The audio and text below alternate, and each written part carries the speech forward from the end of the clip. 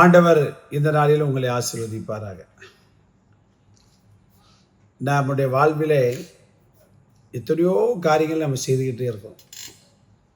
உழைக்கிறோம், சம்பாதிக்கிறோம், ஏதாவது ஒன்று ஒரு பிஸ்னஸ் ஸ்டார்ட் பண்ணுறோம், ஏதோ ஒன்றை செய்து நம்ம வாழ்க்கை நடத்துகிறோம். ஆனால் எல்லாற்றையும் இருக்கக்கூடிய ஒரு காரியம் என்ன அப்படின்னா, தான் வாழ வேண்டும் என்கிற ஒரே கருத்து தான். உலகத்தாண்ட இருக்கலாம், ஆனால் ஆண்டவருடைய பிள்ளைகளாக நம்மகிட்ட அது இருக்கவே கூடாது. தேவன் அதை நம்மகிட்ட அப்படிப்பட்ட சுபாவத்தை எதிர்பார்க்கல. நம்மளை ஏன் அழைத்து ரட்சித்தார் அப்படின்னா, அவருடைய சுபாவம் நம்மகிட்ட இருக்கணும் அப்படின்ட்டு. இது அனுதின கர்மத்தை நிகழ்ச்சி கேட்ட அருமையான தேவனுடைய பிள்ளை, நமக்கு நாமே வாழ்கிற வாழ்க்கை ஒரு நல்ல வாழ்க்கை நினைக்கணும் அப்படின்னா கிடையாது. ஆண்டவர் அதை செய்யலை.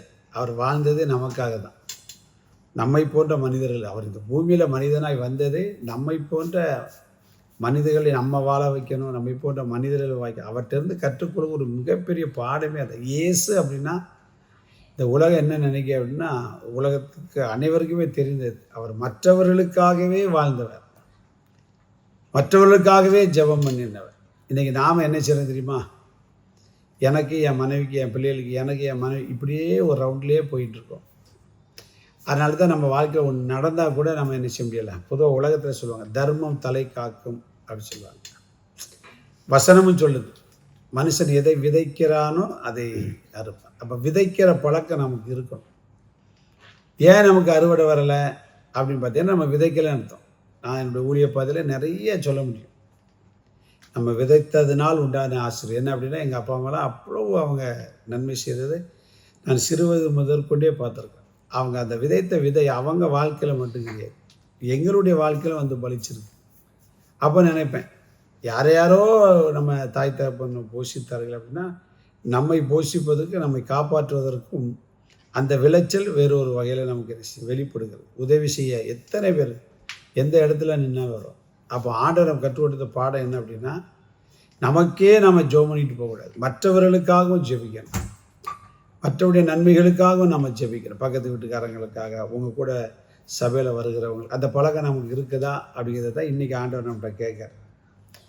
பவுல் கொலோசியர்கள் எழும்போது அதை நினைவுபடுத்துகிறதை பார்க்கிறோம். 1 அதிகாரம் 5ஆம் வசனம்.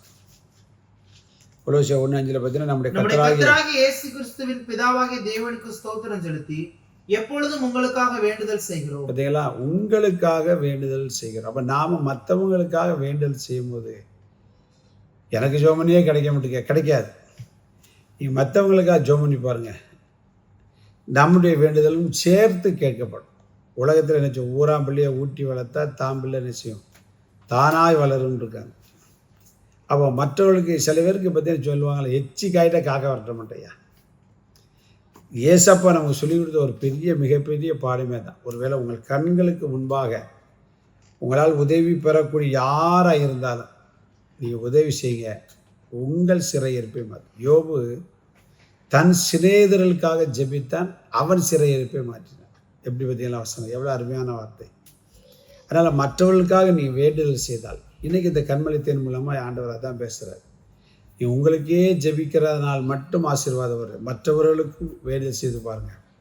உங்கள் உடன்பிறப்புகளுக்காக, சகோதரர்களுக்காக, ரட்சிக்கப்படாதவர்களுக்காக உங்களை தேடி எங்களுக்காக ஜெபிங்க என்று சொல்லுகிற வேண்டுதல் நம்ம செய்தோம் அப்படின்னா, வேண்டுதல் பெரிய ஆசீர்வாதத்தை நமக்கு கொண்டு வருகிறது. பவுல் அவ்வளோ ஊழியத்தை ஸ்தாபிக்க காரணம் என்ன அப்படின்னா, மற்றவர்களுக்காக வேண்டுதல் செய்கிற பழக்கம். அதனால் இன்றைக்கு இந்த காலையில் உங்கள்கிட்ட யாராவது ஒரு ஆள் ஜோமனை சொல்லியிருப்பாங்க, அவங்களுக்கு ஜோமனி பாருங்கள். அவர்களுக்கு மட்டுமல்ல, உங்களுக்கும் அந்த நன்மை நிச்சயம் கிடைக்கும். God bless you.